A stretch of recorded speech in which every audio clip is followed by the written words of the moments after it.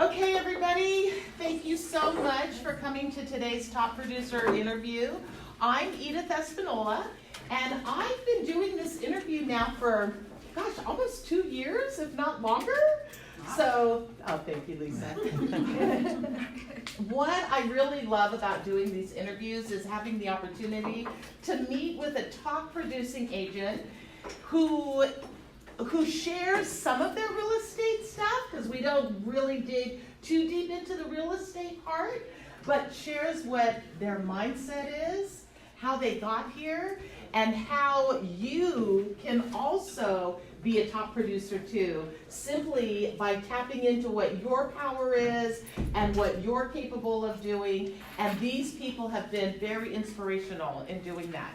So today, I'm very honored to speak with somebody that I had met 5 years ago when I was teaching. It's 5 years, right? Where did the time go? I know. I was trying to find the picture of us. He looks so young. I will post it when I find it.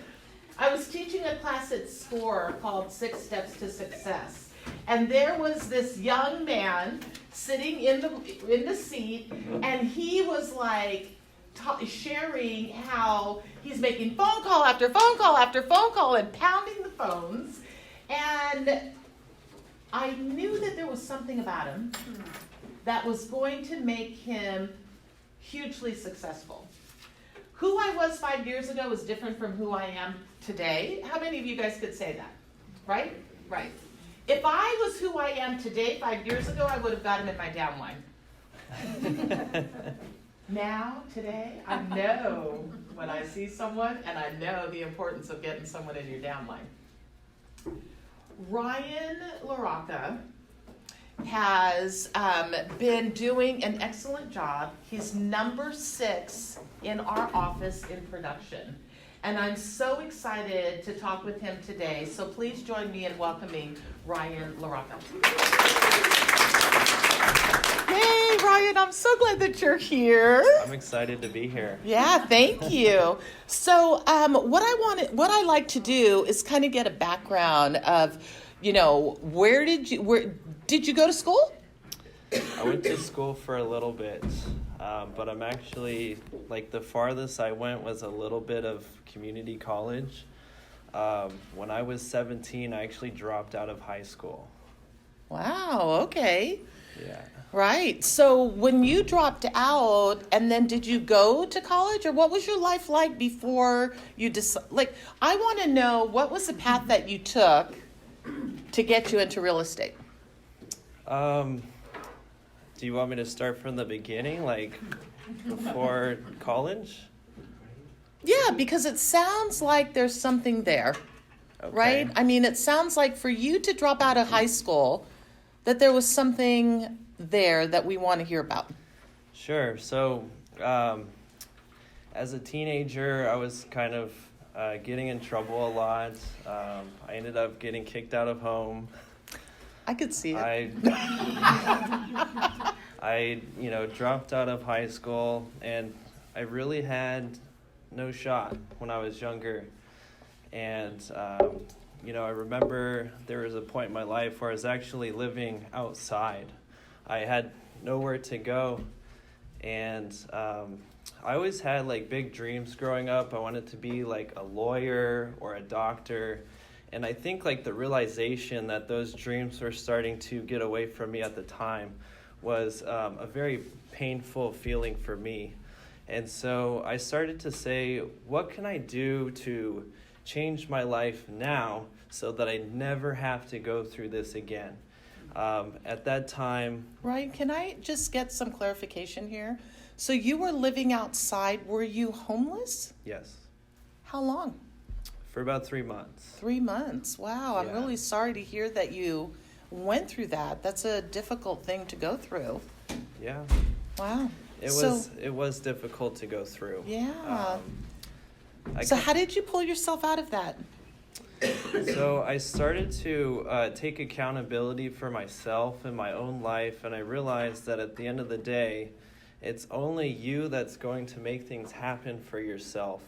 So something clicked in me in that moment, and I began to look into becoming a contractor. So the first thing I did is I became an air conditioning technician. I went to the school, and it was a 9-month program. I graduated top of that class because it was a lot of money.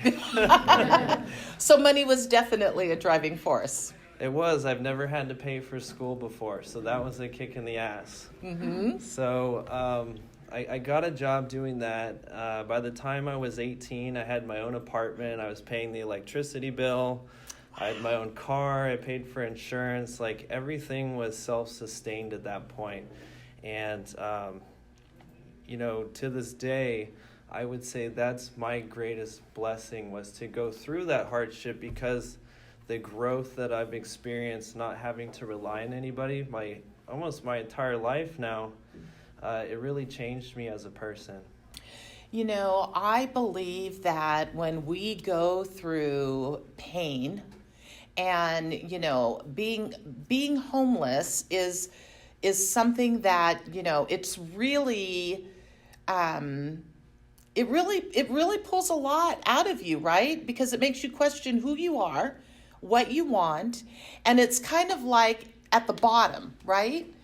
And, one of the things, and because I share a similar story, right, is like when you're at the bottom, baby, the only way to go is up top, right? The only way. Yeah, and it's like the farther down you go on the bottom, the more projection you have to shoot up, right? It's so true. Yeah. So here you are. You're realizing that, you have nobody else but yourself to rely on. And what was it? Did you have what was it that you pulled inside of you? Did you listen to thought leaders? Did you read books? Was this all within yourself? Did you meditate? What was it that said, Ryan, if you want anything in life, you got to make some money. And so this is the path to take. What was it that made you listen? I think having to pay for the school and the kick in the ass, and when I graduated top of the class, I started to really believe in myself, and I said, okay, I have talents. Like, I never knew that I had that before. I didn't quite believe in myself until that time. And then I realized that, hey, I'm a young man and I'm more successful than anybody else I know already, and I'm only 18 years old, and look where I was just a year ago. And so at that point, it was just onward and upward. The sky was the limit, and I still to this day, I feel like there's nothing that I cannot do. Absolutely. Well, there is nothing you cannot do. You can do anything you want. So you went into air conditioning, and after, what did you do after that? So I did air conditioning for about 4 years. I was a young journeyman. I was doing well. I was making good money, but I hit a glass ceiling. And I realized that as long as I'm going to be working for somebody, I'm always going to be capped at a certain salary. And for me, I still had these big dreams and goals of doing the things that I want to do. So I remember I started watching these shows on HGTV where they're flipping these houses and they're making profits. And I said, wow, that is so cool. How do I do that? Yeah, HGTV was a big favorite of mine before I got into real estate. Then I didn't have any time after that. How about you guys? Did you guys like HGTV? Definitely before you got busy, right? I just thought it was so cool. And so I started to ask myself the question, how do I do that? What can I do? Because obviously you can't just roll out of bed and go flip a house. It just doesn't quite work that way. So what is the answer? It's not impossible. Anything is possible. So at that point, I started picking up books on real estate. I think I was 20 books deep within 4 months. I was never a reader before that, but I just couldn't stop reading about real estate. I was fascinated by it. And so for me, I needed to get into the industry somehow, and I needed to learn more about real estate because it's a valuable skill. So I got my real estate license. So it sounds like you had a great passion to learn about how to flip a house. And so the path to get there was real estate, right? Yes. So, did the mindset that you had to really start to jump into the real estate part, where did you get that? Did you get that from seeing just from within and recognizing what the people were doing when they were flipping houses? Did you look at that and say, if they could do it, I could do it? Or was there anything? I totally could do it. In fact, I could do it better. Mm-hmm. And so it was just my biggest fear is I didn't want to get into my middle ages and still be like burned out fixing an air conditioning unit. Like, it just wasn't my style. I'm too entrepreneurial for that. And so it started to become, what skills can I acquire to get to that next level? That's great. So once you got your real estate license, what did you do? So I got my real estate license. I started working at Better Homes and Gardens, Ventura Barnett. And the reason I went with them, I remember I interviewed with Coldwell Banker, and I think I interviewed with this office too at the time. But what was different about Better Homes is there was a man named D. Wilmore. I don't know if you know him, but he basically said, I'm going to bring you in, I'm going to show you the ropes, and I'm going to make you successful, Ryan. He said, your split's going to be a little bit less than the other guys, but you're going to be successful. And so I took his word for it, and I did everything that he said. And I ended up doing I think I did 8 transactions my first year, with 7 of them being listings. Mm-hmm. That's pretty good. And that was just like... Were you Rookie of the Year?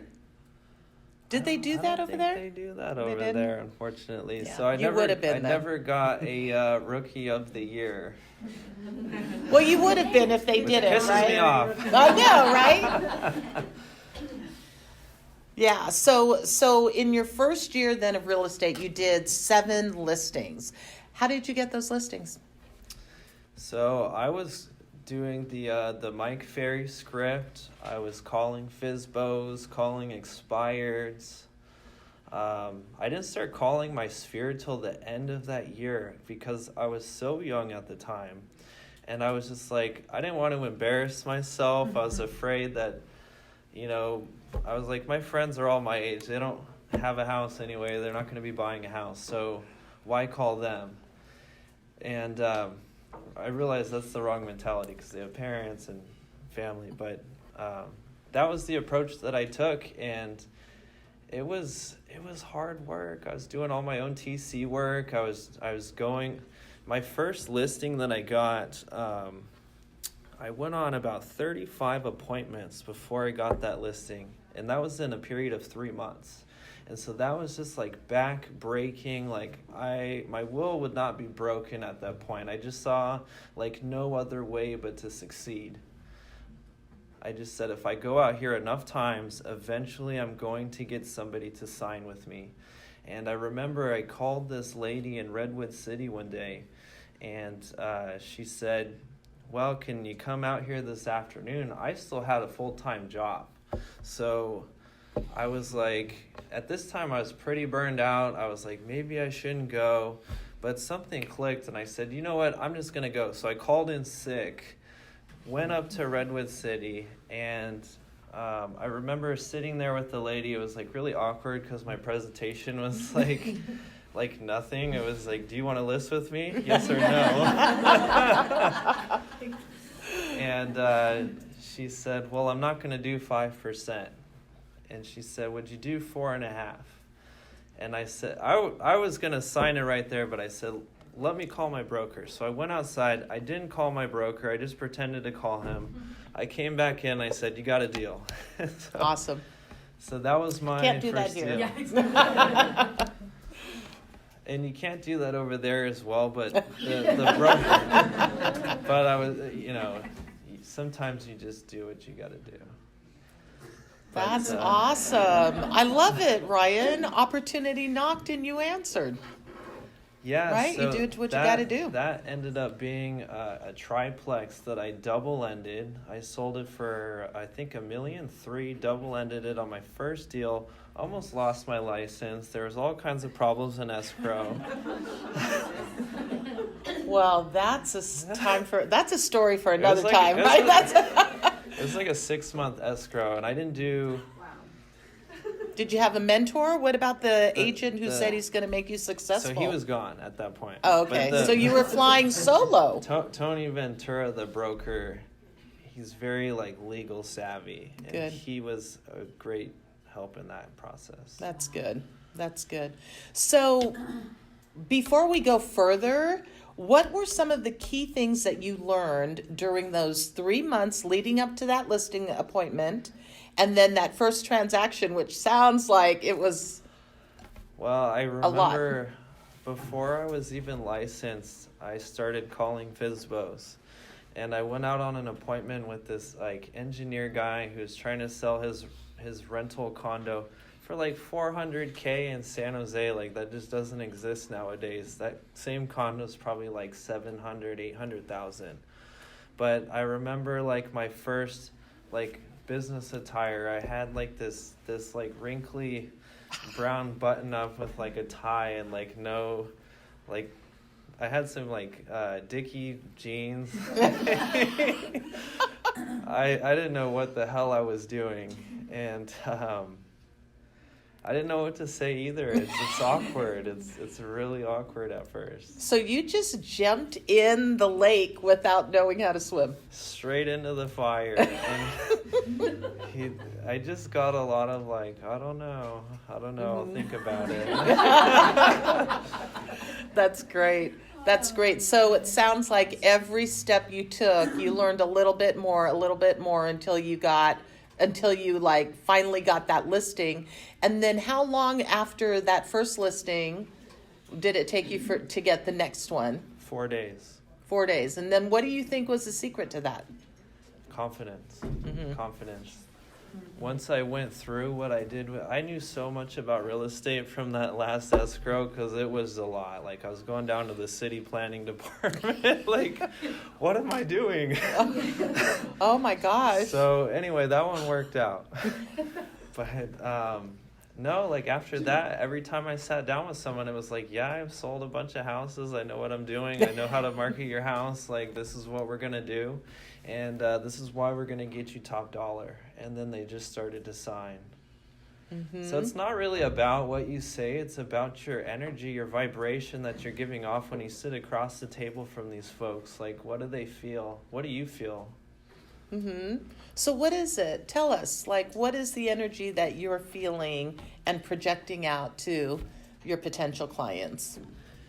When I sit down with somebody and if they're analytical, I back off a little bit now from training, but if they don't want to sign the listing, I'm almost shocked. I'm what is it about what we just talked about that you don't get? I'm really I'm going to do more than anybody else that's sitting across the table from you. I'm just a little bit shocked. Let's go through this again. Mm-hmm. And I think that energy really helps the seller in deciding to go with you or not. If you're kind of wishy-washy or you seem to not know the market very well, I think it's against your favor. So it sounds like you do your listing presentation, and is it the one that we have here at the office, or did you create your own? No, so I have a completely custom presentation. It's more centered around the client and understanding what their needs are. I've done it so many times now that I can just ask them questions and figure out what they need and be all right, well, this is what we can do to give you what you want. Mm-hmm. And my amazing assistant Amanda's here. She helps me put together brilliant marketing pieces, and it's helpful. So what you've done is you've taken the listing presentation that you've created that is more about the client, right? Mm-hmm. And it's now you don't even use that presentation. You go directly in and find out what the client's needs are, because it really truly is all about them. It's all about them. And what you gotta realize is that when you go to the store and you're gonna buy toothpaste, for example, you look at the best brand for the best price because you're there to buy something that you want. Sellers selling their house, they pick an agent the same exact way. They decide to list with you because you're giving them what they want.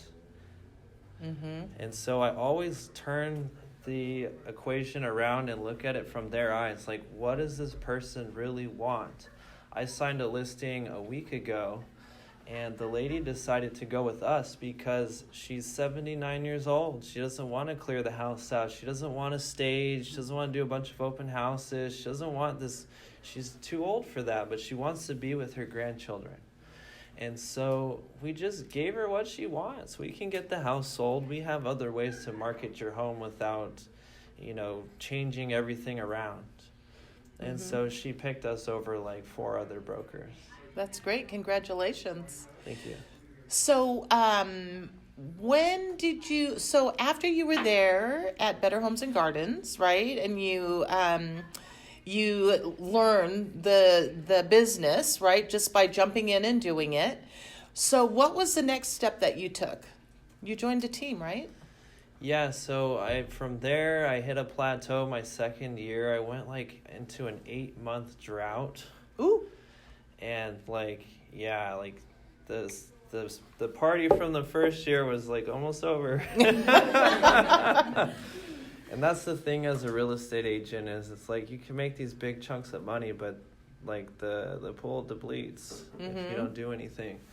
So I left to go to Intero. They promised me they were going to mentor me. They're going to teach me all these skills. And I mean, not really, but I met a team over there. I went to this team and they said, we see you're always calling. We see you're working hard.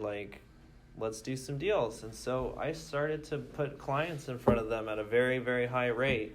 And I watched my team members or my partners, because we were the LaRocca Oldham group. I was a 50% partner. We just started crushing everything right out of the park. I would put it in front of them. They would just tee it up.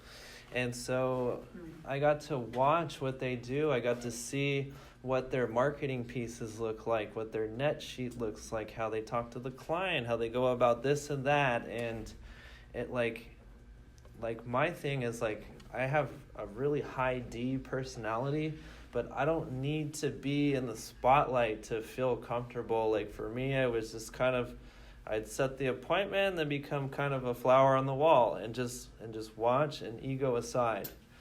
And I went from doing 6 houses the year before to doing 30 transactions with them. That's awesome. And so it's just massive, massive growth. Yeah, that's great. Congratulations on that. Thank you. And you guys had moved from Intero to KW. That's when you came and joined the office.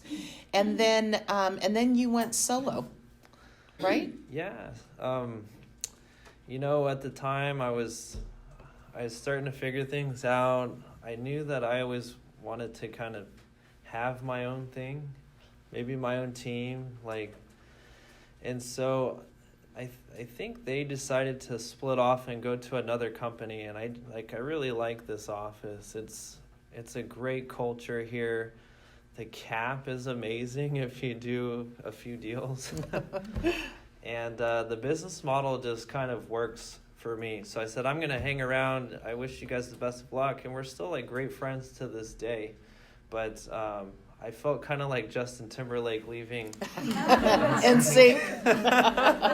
Bye. So now you're on your own and you've been doing business and it's been getting better and better and better. So how are you lead generating? What's your pillar? How do you do that? So my lead generation is a lot of it's advertisement now. I do a lot of things with my listings. I'm signed up for multiple coaching programs. And that's been a huge game changer in my business. I would say if you're at any kind of plateau in your business and you need help, I would seek out good coaching, because it can literally change your entire life. And you could just go to the next level. And so, like, I'm at a point now where I generate more than 25 leads per day without doing any work. And as a matter of fact, like last night, I just signed my first Facebook lead to a buyer broker agreement, 1.1 million. And I have another meeting tonight, so I'm finding ways to generate leads very cheaply and very effectively. That's great. So what is it that you're doing? Are you doing ads on Facebook? Are you, like, where are you marketing? How are you getting them? I want details now. Sure. So I'm doing the Facebook sponsored ads. I've been playing around with different types of ads to see what gets different responses. My phone lights up like every hour and a half with a new lead from Facebook at this point. And through my coaching program, I have a really good callback script that I've internalized at this point. It's very, very effective. There's just like so many ways you can generate leads if you're creative about it. Like if you have a listing, there's no reason that you shouldn't be able to pull like 3 other pieces of business off of it. And that should be like a high focus for anybody who has listings, is what can I do besides open house? This is probably controversial, but I think open house is a dying dinosaur. And a lot of buyers coming in nowadays, they meet their agent online before they ever come to the open house. So it's essentially an uphill battle. I would rather not waste my weekend at someone else's, and do what you want, but I wouldn't spend it at someone else's open house, spend time away from my family and friends when I could just generate those leads passively. Mm-hmm. And so you're doing that online and people are calling you, and then I think that that's true when you have scripts, right? It's like you want to internalize them so that they sound like you. Like you say what the script is, and then you make it your own. So when you're talking with people, it doesn't sound like a script. It just sounds like you know what you're talking about, right? So, when you have a listing, Ryan, what is your marketing? What do you do for marketing? My goal is to get as many neighbors involved as I can. So, I have a great administrative staff. I have a helper, Adriana, who drops flyers. Like, the biggest thing is you want to leverage your time. Otherwise, like, this system is going to burn you out big time. Mm-hmm. The problem with like burning out is you finally get to the listing table and you're so damn tired mm-hmm. that you just like can't give them that energy. Mm-hmm. And so that's what I try to avoid. But like when I take a listing, for example, I'll usually pull a farm of like 400 houses around it. I send out a hand-addressed letter that says, hey, we're having a huge party on this date at this time. Like, don't miss it. It's going to be great. We're going to have food, cocktails, you'll meet the neighbors. Like, make the advertisement really fun, because that's what people want. Is they want fun. And so I'll do like mailers, drop flyers. We'll put some verbiage on our signs. Do a few things on Craigslist to get more buyers to show up. And what ends up happening is, we also invite our sphere. You should be mailing your sphere very heavily whenever you have a piece of business. But what ends up happening is you do the Twilight event and you have like 50 people show up.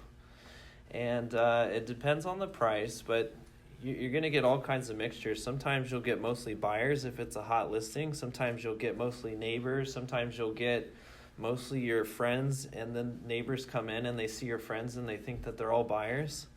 And so what I am in the habit of doing is when somebody comes into my open house from the neighborhood, even if they're not looking to sell, like everybody goes into the database. Like everybody I meet, if you're an agent, contractor, I don't care who you are, if I've talked to you and I have your business card, you're probably in my database. And so that way, we're just sending like massive communication out at all times, including Facebook, which is a cool like organic thing that I do. Mm-hmm. I've seen your Facebook events about doing the open houses and doing the Twilight open house party, right? I've seen that, and I've seen a couple of videos where it looks, it's live while it's going on, and it looks like everybody's having a good time. That's great. It's fun, and my tagline is when I talk to the neighbors, I'll say, some realtors knock doors, some realtors throw parties. I guess I'm the latter. Yeah. So.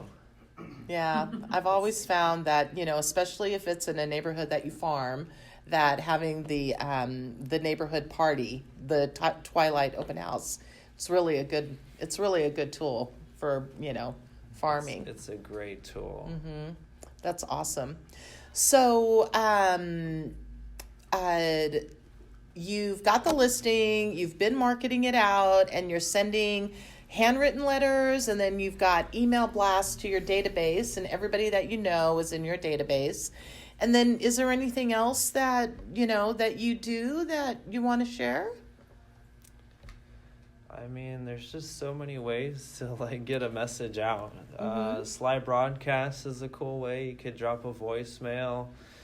You could drop a text. Like, there's so many ways. That's why I would say if you can, look for some kind of help, either like a virtual assistant or some kind of help with your business, because the moment you start to market, you become a leveraged agent, and it's a game changer. Mm-hmm. Yeah, that's great. So I know that you've done a couple of properties, you've had a couple of listings that have been flips, right? So do you work with a contractor, several contractors? Yeah, I have several investors that give me deals. Mm-hmm. And it's just part of calling your sphere. Like, I don't want you to think that I never spend time on the phone. I spend a block every day just calling people in my sphere. Mm-hmm. And I call agents too. I ask them if they have off-market deals. Like, heck, I'd be looking to buy it if it's a good deal. Like, I'll come in with like a hard money loan and buy it all cash. Like, there's just so many ways. And like, yeah, we do a lot of marketing, but what you have to also do is network with everybody that you market with. You have to leave some kind of impact in their lives so they remember who you are. It's very important. Mm-hmm. That's great. So you make sure that you have a lasting impression, and then you nurture the relationship. Is that right? Nurture everybody you talk to. Yes. Awesome. That's great. So your success continues to grow, right? Mm-hmm. And you're a far cry from where you were when you were 18. Yes. Yeah. And don't you have a nice car? I have a car, I own my own house. Yeah. I spend a lot of time traveling. Mm-hmm. There's so much more to life than real estate, guys. Like, I know our business is important, but like, it's such a small piece of the bigger picture, right? Like, we're all doing this so that we can do the things that we want to do. And so that's kind of where I come from that. But at the same time, like, save your money, like, don't spend it all. I've done that before too. And right. It's not fun. So. Yeah. So I love it, right? You've got the lifestyle that you've been wanting to create, and through your hard work and through your drive, you've got your own home, you drive a nice car, you travel a lot. So tell us a little bit about the traveling. Where have you been?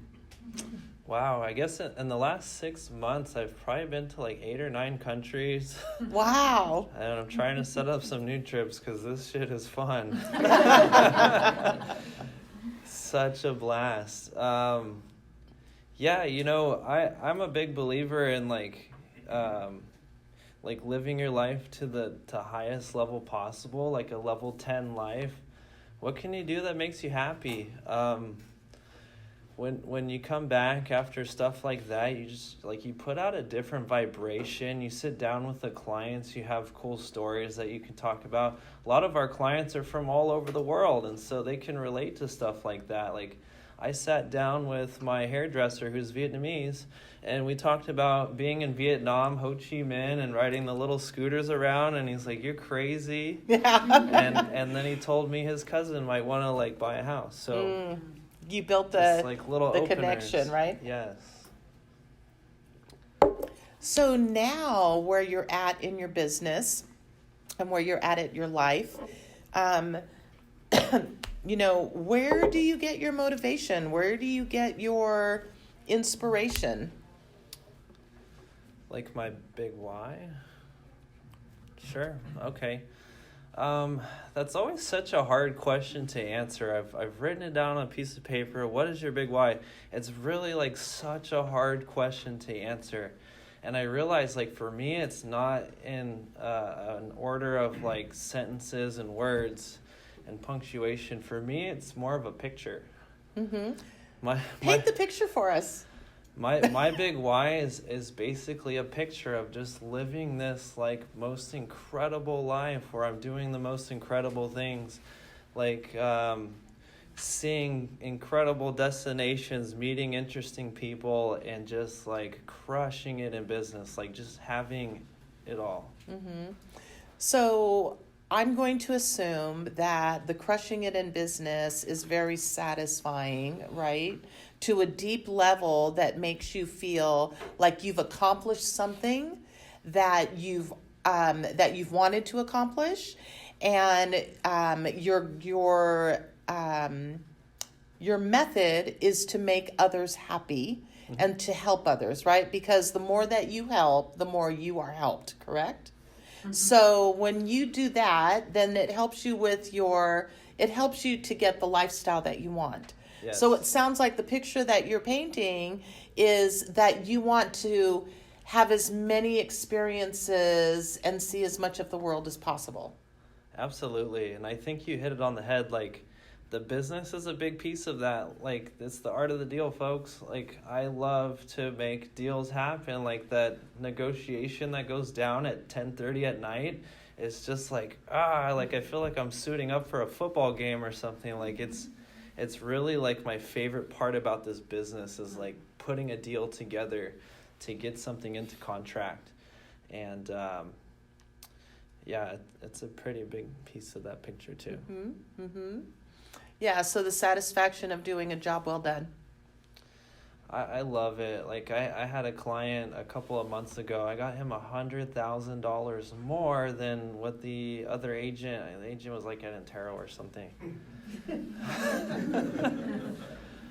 But he got so much more money, and I remember we put that one in contract at like 12:41 at night, 12:41 in the morning.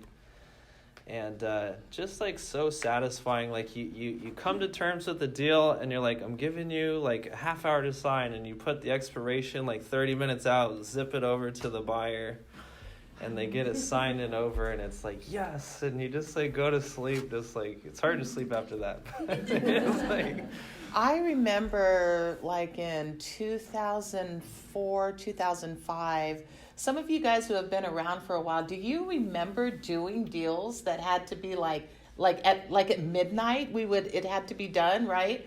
I remember that because it was a crazy real estate time.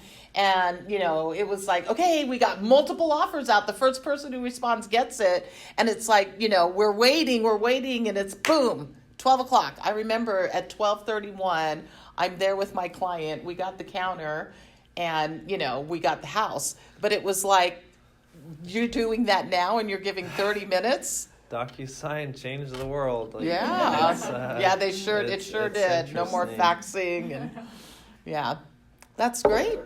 That sounds very exciting. Yeah.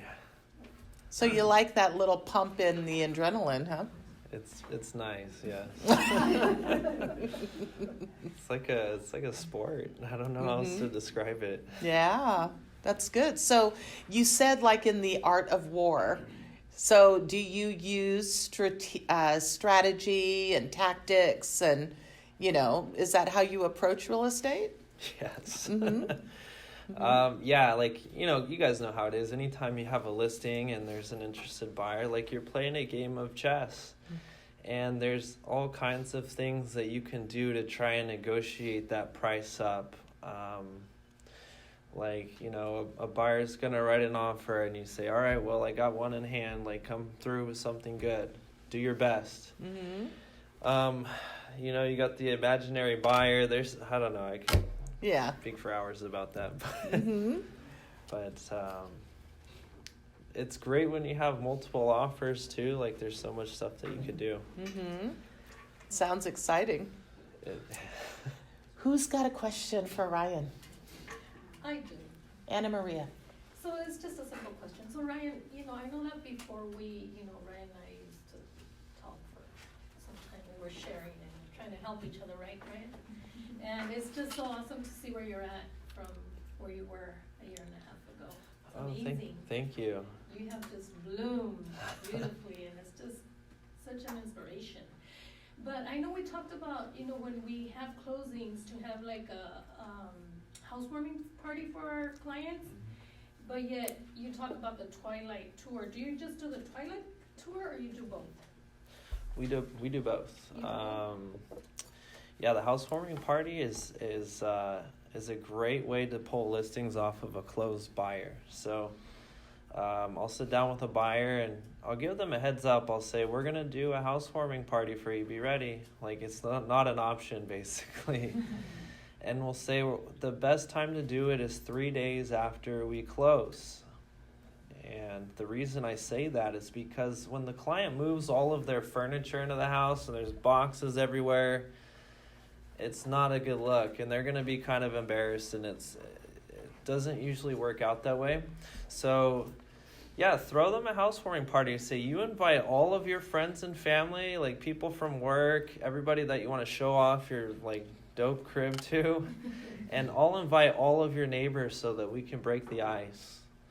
And so that gives you an opportunity to, you know, send out mailers, get neighbors to show up, and like, it happens every time. Like, the events usually end up, I just did one in Dublin where like 80 people showed up, and all the neighbors came in and they were like, this is so cool, like nobody's ever done this before. I made a bunch of contacts. I met this one guy who's like a prominent attorney, and he has this commercial property that he wants to sell, and it's just like, you never know what you're gonna get. Like, you can't just go into it like, oh, I need these types of leads. What you should be saying is what kind of relationships can I start at this event? Mm-hmm. Awesome. Okay, so when you have a party with 80 people, how do you go about and talk to every single one of them and getting every one of their contacts? You can't. You can't, yeah. You can't.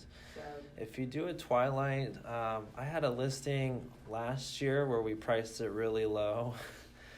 And I had 500 groups come through it over the weekend and the twilight. And so what we were doing there is we had everybody sign in as they walked in, and I captured like 120 leads right there. How does your seller feel about having that many people in their house? It was a vacant house It's a with vacant house? staging. Yeah. If someone lives there, have kids, how do they feel about throwing a party at their house? How do you get over that? A twilight party? Yeah. Do you want to sell the house?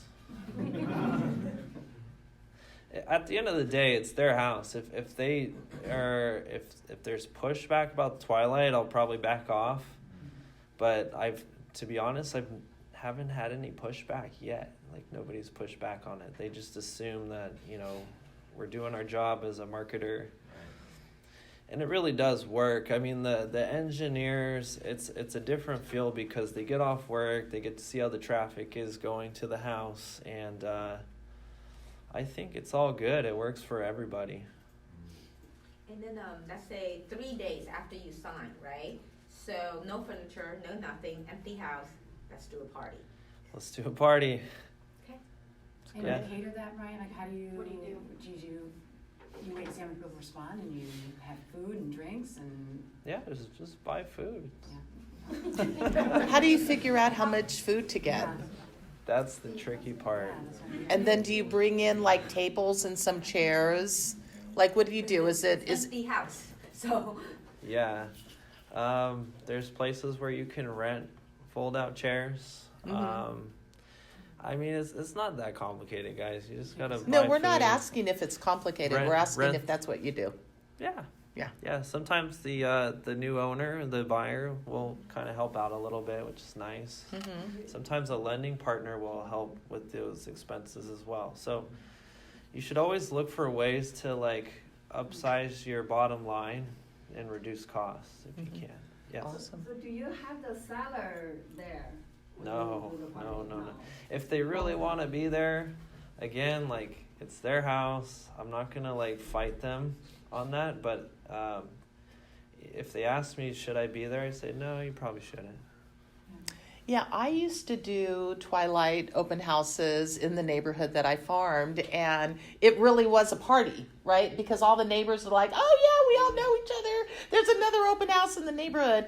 And the sellers always wanted to be there. They're like, oh, everybody's going to be at the party. I want to be there. And it's like, no, you can't, right? Because it's like the purpose of the party for us is to get like, new listings and then try to sell it. But really, we want to be talking with everybody. And then when you have the buyers coming in, because there's signs that lead to an open house, you don't want the sellers at an open house ever, right? So the same thing with a party. So, Ryan, quick question. Thank you so much for sharing your story. What's course. your daily routine look like? Good question. It used to be like hyper regimented, like military status. I'd wake up at like 5:30 and just grind. It's working really well for me now. I still wake up around 6, but I start the day off really slow. I usually just kind of like wake up and I just like lay in bed for like 20 minutes and just like look around the room and just feel appreciation for like what I have. And I have a vision board in my living room. I look at that for a minute. I'll meditate for about 20 minutes, and then I'll either go to the gym or go on a little walk around the neighborhood. And that's just like such a good way to start your day. Like every conversation I have on days like that are just like really sharp, like really dialed in. You mentioned that you love to travel and that you've been traveling a lot. How do you keep and maintain your business while you're traveling? How do you balance it so that it doesn't affect your business? I have Amanda. Amanda helped me close like 3 deals while I was gone. It was really helpful because, there's like a 12-hour time difference between 2 sides of the world. So it's just really helpful. Plus, you're not really in that frame of mind when you're traveling to like put out a fire. So it helps to have help. It's really important. So it sounds like you actually have like a whole system in place. And so when you're gone, Amanda can just go ahead and follow the list and everything's happening just as you plan. Amanda's like so good at systems. She created an operations manual for our business, and it's just like super dialed in. Like I was like, I can't even rewrite this if I wanted to. And so yeah, I think we have kind of like a script of protocol of what to do when, event happens. That's nice. Where did you find Amanda? Hi, Ann, you had a question? No, that's my question too. Oh, got it. Anybody else? When did you get Amanda on the team? Or Yeah, where did you find her? I've been working with Amanda for about a year now, and I've had big time gains in my business. What happens is, I don't know if you guys have heard about, like, there's 3 personality types. You have the entrepreneur, the technician, and the manager. And the problem is, as a solo agent with no help, you're everything at once, but you're mostly the technician, which means you're just doing calls, you're just following up, you're just doing open house, you're just like a little hamster on a wheel. And because I have help from Amanda, I'm able to think at a higher level. Like, I'm able to relax a little bit and just kind of think, like, how do I build a McDonald's? Because that's what I'm trying to do with my business, is how do I build a McDonald's that has systems in place that are just going to run even if I'm here or not, including the lead gen. That's pretty cool.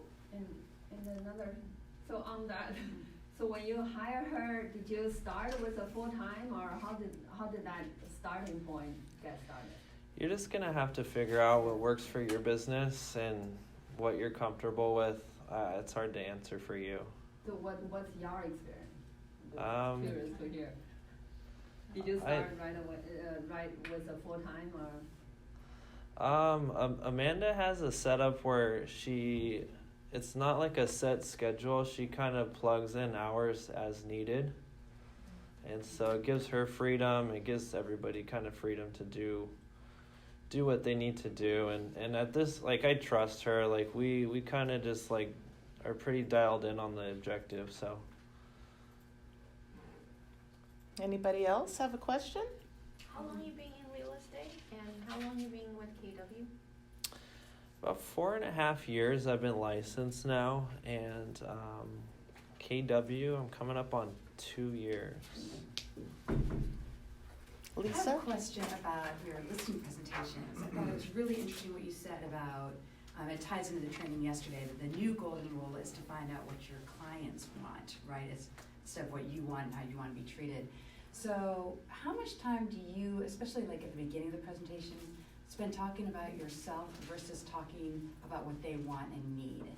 Is that something, like, how do you I don't tee really up? talk about myself. I'll tell a story. People love stories. They love stories, but I don't talk about, oh, I'm this volume producer, I'm one person. Like, they don't care about that stuff. Here's a total game changer right here, though. This is a huge thing for me, is, and a lot of agents don't do, is go and preview property. My goodness, when I have a listing appointment, I'll call the agent and see if I can check out their pending. Like, I look at everything. I go see all the houses. And what happens is magical. You sit down with that seller and you just have all these stories now to spit off about the other properties. Like, it is a total game changer. You could say, oh man, that house was cool, but the kitchen had a big chip in this tile, and so buyers aren't going to like that. They're priced at this price, and they're going to take offers tomorrow. Like, you just, like, when you know everything about everything. Yeah, it helps. absolutely, right? Because then it kind of like stages you as the expert. Yeah, another thing that I do is when I first get to the office in the morning, I spend about 45 minutes to an hour just kind of looking at the market.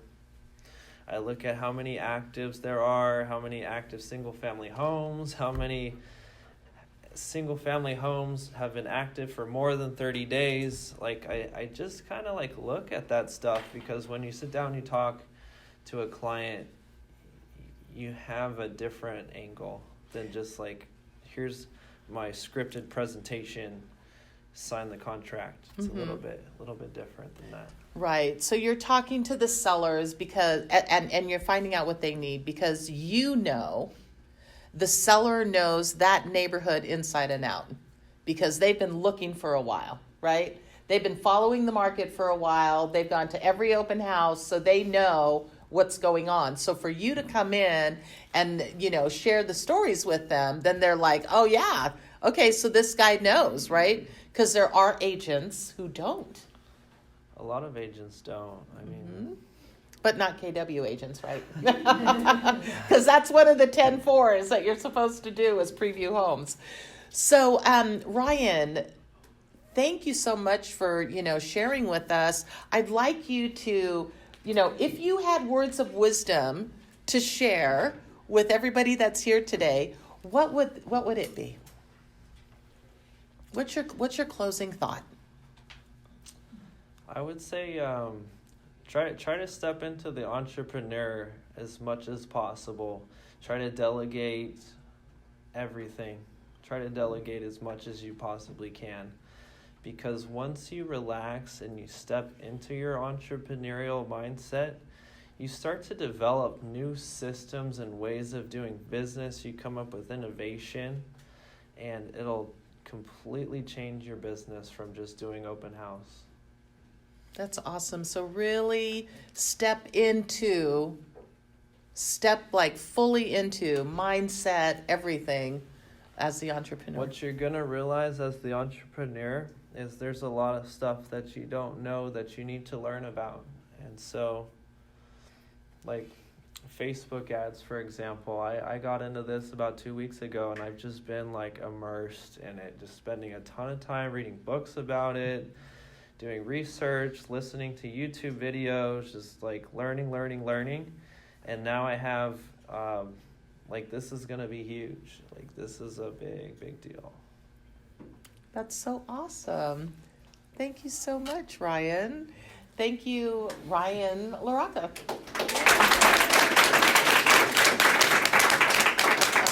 That's so awesome. So thank you, everybody, for coming. Next month, I'm going to have Elena Joe Hall join me. So thank you. Great. Thank you.